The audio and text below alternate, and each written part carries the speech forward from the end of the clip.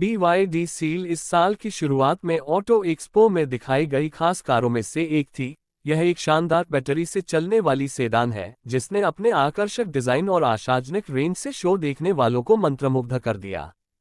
Company ने तब कहा था कि कार 2023 के अंत तक भारत में लॉन्च के लिए तैयार हो जाएगी, लेकिन भूराजनीतिक तनाव के कारण भारत और चीन के बीच संबंध कुछ खास अच्छे नहीं हैं।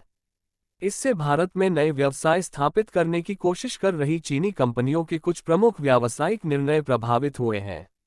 हालांकि यह कुछ महीने पहले की बात है और संबंध अभी भी तनावपूर्ण बने हुए हैं। BYD को इसका खामियाजा भुगतना पड़ा क्योंकि भारत में एक मेगा फैक्ट्री स्थापित करने की उसकी महत्वाकांक्षी योजना हाल ही में विफल हो गई थी। यह प्लांट एक भारतीय कंपनी के साथ एक संयुक्त व्यापार में बनना था, जो संभवतः भारत सरकार की घबराहट को शांत करने के लिए किया गया था, लेकिन इससे विवाद खत्म नहीं हुआ। यह प्लांट भारत में BYD के लिए नई प्रेरक शक्ति बनना था।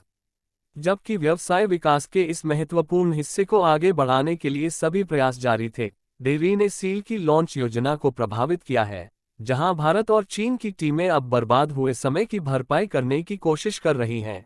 यह स्पष्ट है कि पिछली अस्थायी लॉन्च तिथि को अब आगे बढ़ा दिया जाएगा, संभवतः अगले साल की शुरुआत में सील भारत में आएगी। BYD इंडिया के लिए शुक्र है कि इसके दोनों मौजूदा मॉडल 6 मूव और एटो 3 कॉम्पैक्ट SUV ब्रांड के लिए उचित संख्या में बिक्री कर रहे हैं और इसके नेटवर्क को व्यस्त रख रहे हैं। जो लोग नहीं जानते उनके लिए, BYD एक दशक से अधिक समय से भारत में कमर्शियल वाहन बेच रहा है।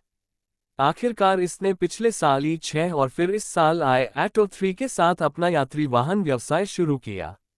सूत्र हमें बताते हैं कि BYD सील के लिए लगभग 50 लाख रुपए की कीमत का लक्ष्य रख रही है, लेकिन यह भारतीय बाजार के लिए चुने गए मॉडल से भी प्रभावित होगी। पिछले 2 वर्षों में लग्जरी कार सेगमेंट में कई EV लॉन्च हुई हैं, जबकि अधिकांश 1 करोड़ रुपए और उससे अधिक की सेगमेंट में सामने आई हैं। हाल ही में वॉल्वो और BMW जैसे ब्रांड भी 1 करोड़ रुपए से कम के बाजार को लक्षित किया है। आकर्षक किया EV6 को अच्छी प्रतिक्रिया मिली है, जो 1 करोड़ रुपए से कम कीमत पर आती है। हालांकि सील एक SUV बॉडी स्टाइल नहीं है, जो नए लॉन्च के लिए एक सुरक्षित विकल्प प्रतीत होती है। सील के आने के तुरंत बाद BYD की ओर से एक और बड़ी SUV को देखना कोई आश्चर्य की बात नहीं होगी।